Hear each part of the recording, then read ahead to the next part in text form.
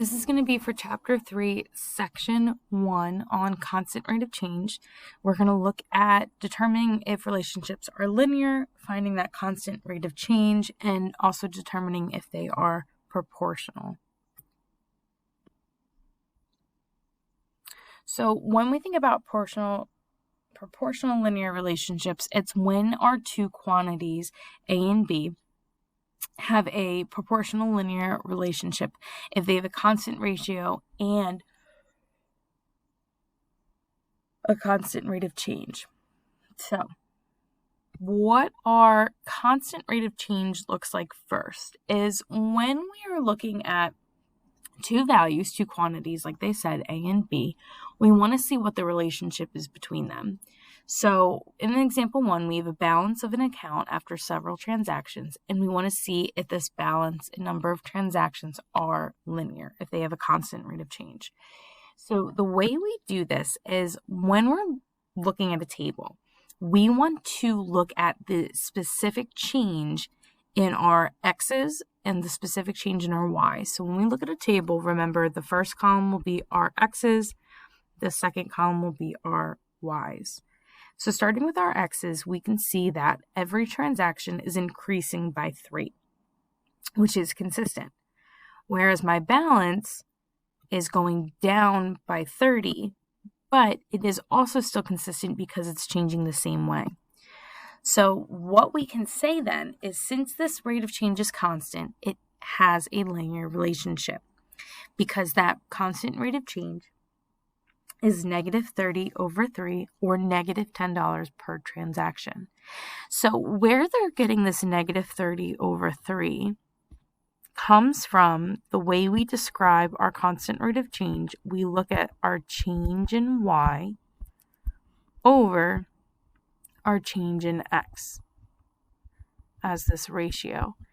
So what they did was our change in y we saw was decreasing by 30, and our change in our transactions, our change in x, was by 3. So that's where they pulled the numbers from. But when we write these ratios, we always want to look to see if we can reduce it to be a whole number, which is where they got that negative 10 from.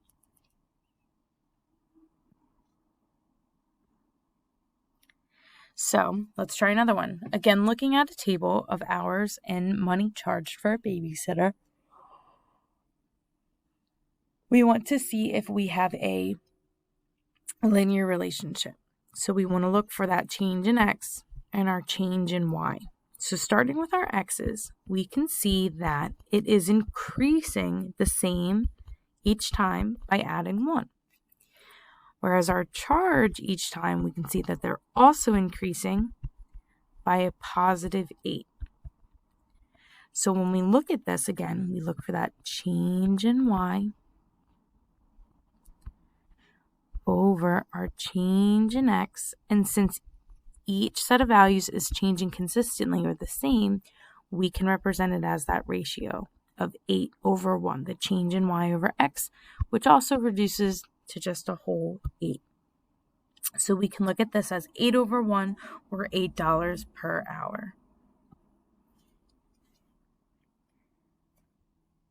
So another thing is, other than it being linear, we also want to talk about if it's proportional or not.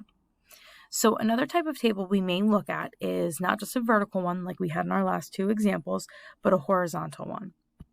So we're still going to take the same approach where we look for that change in y over change in x, or in this case, our change in Fahrenheit over change in Celsius, because remember, these would be our x's and these would be our y's.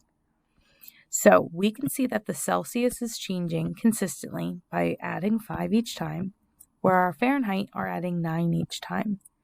So we can say that there is a constant rate of change, so it at least is a linear relationship.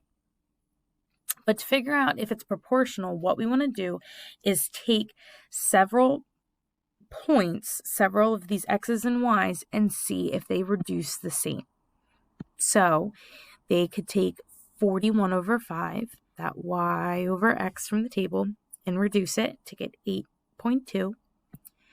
But if we took a couple more values from the table and divided them out, we would see that these ratios are not the same. So if we were to graph this to see what this looks like, we could graph the points from our table, and we see that they do create a straight line. So that does tell us that yes, it is linear because it has that constant rate of change, so it creates a straight line. However, it's not proportional because it does not pass through our origin. So remember, our origin is at 0, 0. So whenever we see a line not starting at the origin or crossing through the origin, this tells us it's not proportional.